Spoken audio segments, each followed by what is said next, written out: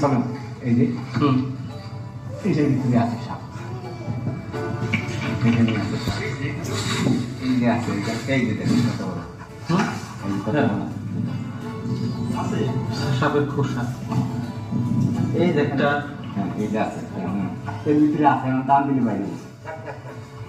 এর ভিতরে কি সাপ আছে? হ্যাঁ কি সাপ ওটা? হ্যাঁ কি যে সাপ, এটার নাম জানি না, খুব সুন্দর সাপ, আমার দেখতে সুন্দর কিন্তু বিপজ্জনক, খুবই সুন্দর দেখতে, খুবই সুন্দর। আমি তো বললাম না এর ভিতরে কমসে কম 4টা আছে, এখানে 4টা আছে, এটার ভিতরে আছে, ওই ভিতরে, হ্যাঁ এর ভিতরে আছে।